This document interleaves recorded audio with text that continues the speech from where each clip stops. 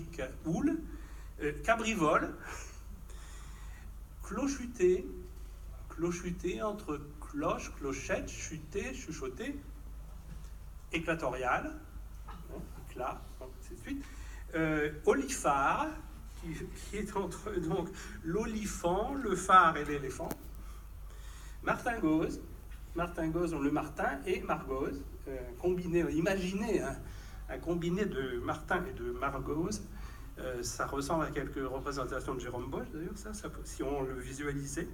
Puis un mot comme gicloter, il invente un participe passé qui n'existe pas pour donner une nuance. En fait, sa langue, donc, dans ce mouvement perpétuel, elle est métamorphique, elle est magmatique, elle est toujours en mouvement, et toujours en mouvement de signifiant et de signifié.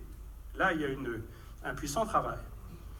L'état imprimé des textes, ça a été rappelé tout à l'heure, est pratiquement toujours accompagné d'un glossaire, et l'état imprimé des textes, on peut dire, fige les énigmes. Ces textes exigent donc une lecture difficile, savante, parce qu'ils sont toujours allusifs. Il faut toujours reconstituer les allusions. Alors, c'est à des lieux, à des moments, à des personnages, de la petite comme de la grande histoire. Il a des connaissances aussi sur les animaux et sur les plantes qui sont très détaillées. Donc, tous les noms des plantes et les noms des animaux, alors en créole, oui, bien sûr, mais aussi avec les termes scientifiques. Il a des connaissances géographiques élargies, astronomiques élargies, et une information générale qui prend partout. Et qui fait donc de l'île, et ça c'est de plus en plus sensible au fur et à mesure de l'œuvre, il fait de plus en plus de l'île un pôle de convergence de tout ce qui peut venir du monde et de redistribution de ce qui est venu du monde. Mais, et là bien sûr j'en arrive à mon propos principal, l'état imprimé n'est qu'un état, et on s'en rend compte justement quand on va regarder l'archive, mais l'état imprimé n'est qu'un état partial, presque arbitrairement arrêté, ou même arbitrairement arrêté dans certains cas, de ce fameux mouvement perpétuel du langage qui pousse vers l'avant et qui ne cesse de tournoyer sur lui-même pour aller plus loin. On en prend conscience en se penchant sur les archives, et là je fais donc un peu le bilan.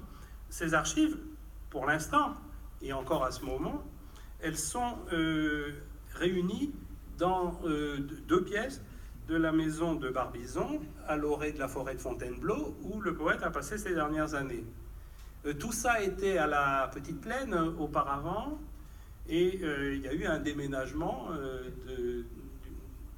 de l'essentiel de ces archives. Elles sont donc arrivées à Barbizon, à côté de Fontainebleau.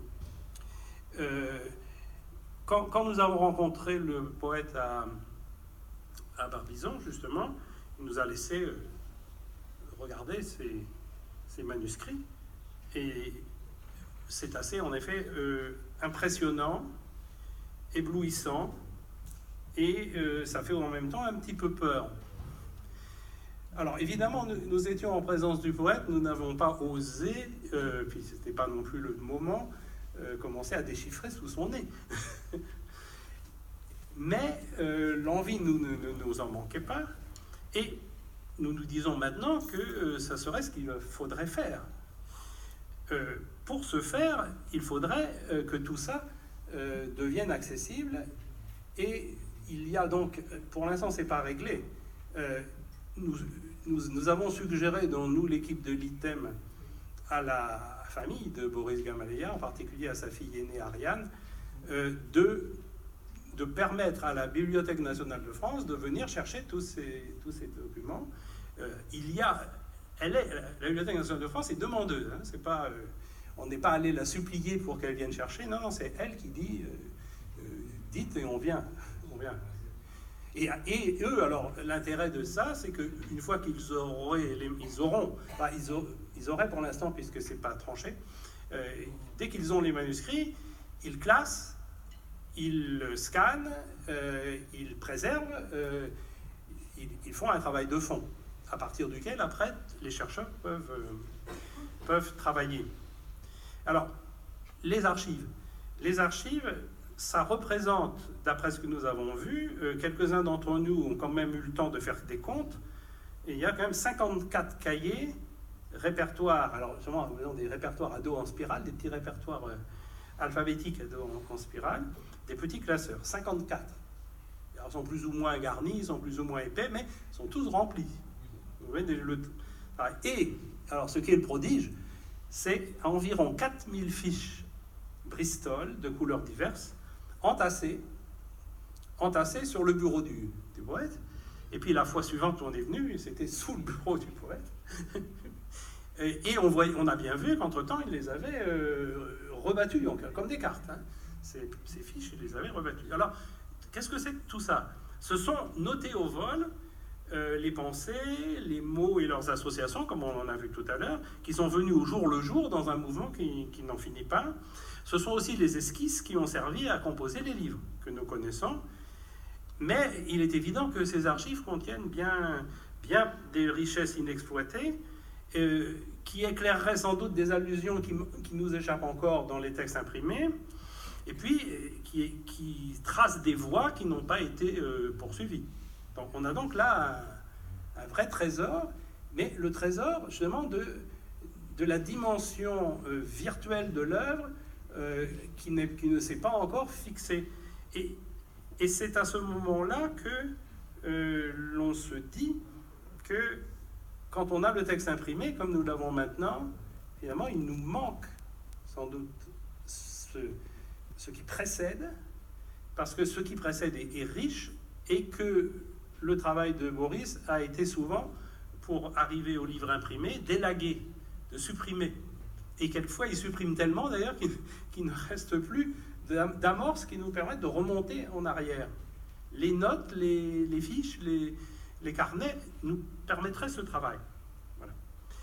Et il y a aussi une autre dimension, sur laquelle je terminerai, c'est une dimension d'archive à laquelle on ne songe pas, parce que là je vous ai parlé de papier, de cahier, de fiches. C'est ce qu'on devrait appeler l'archive numérique. Et là, elle est peut-être à l'heure actuelle la plus accessible, à condition évidemment de savoir qui a les documents numériques, bien sûr. Il faut dire qu'avant même le tournant du siècle, donc avant l'an 2000, Boris Gamaliel avait commencé à travailler directement sur ordinateur, en marge de toutes les fiches et cahiers que j'ai évoqués. Et la surprise est quelquefois déconcertante, c'est qu'il a fait l'amitié de confier à quelques amis chercheurs des états sous forme numérique, donc des états encore provisoires de ses travaux. Moi, par exemple, j'ai reçu en 2001 les premières pages de l'Arche du comte Orphée. Une douzaine de pages qu'il m'avait envoyées à ce moment-là. Bon, il faut les comparer avec l'édition de 2004. Et il n'est pas sûr qu'on les retrouve. Il y a eu entre donc le moment où j'ai une première version et la version publiée, tout un travail de réécriture. Le mouvement est perpétuel, donc il l'a repris sans cesse. Et bon, il y a là un travail à faire, parce que Françoise a publié dans le colloque Magma Mater quelques-unes des pages que Boris m'avait envoyées, avec son autorisation bien sûr, en 2001. Et bon, maintenant là, celles-là, donc elles sont déjà publiées, on pourrait les comparer à l'édition de 2004. Mais il y a aussi le reste. Et puis, pour moi, plus intéressant, en décembre 2003, Boris m'envoie une première version intégrale d'environ 104 pages de Gédel, Vent des origines, qui sera publiée en 2005 chez Jean-Michel Place. Alors, c'est là que la comparaison entre la première version et la version publiée est tout à fait étonnante. C'est le même livre et ce n'est pas le même livre. De texte en texte, tout change, il déplace, et quand même une constante quand même de sa réécriture, c'est toujours qu'il condense, qu'il élague. Donc il y a une déperdition considérable à chaque fois. Une déperdition, pour nous qui voyons les deux moments, déperdition. Pour lui, sans doute, progrès dans une certaine ascèse, dans un certain toujours son mouvement qui va toujours vers l'avant.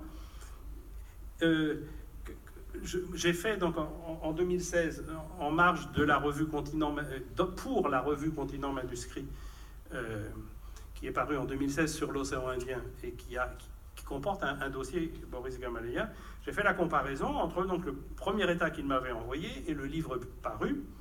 Et donc j'ai pu établir un certain nombre de choses, remarquer des façons de faire, des façons d'évoluer.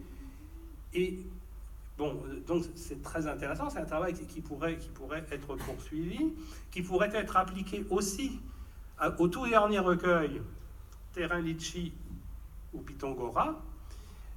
Pour celui-là aussi, nous avons eu, Patrick Quillet et moi, et peut-être d'autres, mais enfin je le sais par Patrick Quillet, nous avons eu, Patrick Quillet et moi, une première version. Et Patrick Quillet a établi sa préface, celle dont je vous ai lu le début, il l'a établie à partir de cette version. Et ce qui tombe un peu mal pour le commentateur, c'est que la version définitive a été élaguée et que certaines des remarques que fait Patrick Quillet sur des expressions, le lecteur ne les trouvera pas dans la version définitive. Bon, vous voyez à quoi ça peut arriver. Mais j'imagine, et c'est pas un travail que j'ai commencé mais qui pourrait se faire, que la version qui nous a été envoyée avant et cette version définitive, une comparaison page par page, a des chances d'être très instructive. Et donc, je termine là-dessus. Nous sommes en contexte universitaire. J'aimerais bien que, et l'équipe ITEM aussi aimerait bien que certains aient envie de se mettre à chercher du côté de Boris et de ses archives. Alors, pour l'instant, en effet, ces archives, elles sont numérisées très partiellement. Il y a déjà un certain nombre de feuillets et de petits carnets qui ont été numérisés. Ils sont disponibles. Donc, il faut donc s'adresser à l'ITEM pour en avoir les photos. Et puis, il y a ces versions numériques. Et il y en a sans doute d'autres. Je veux dire que nous connaissons celles qui nous sont arrivées, mais nous ne connaissons pas tous les correspondants et toutes les relations de Boris. Donc, il y en a sans doute d'autres. Et une confrontation de ces versions numériques au texte publié pourrait être tout à fait enrichissante et nous apprendre quelque chose sur justement le mouvement perpétuel chez Boris et sur le charme entraînant et irrésistible de ce mouvement perpétuel. Voilà.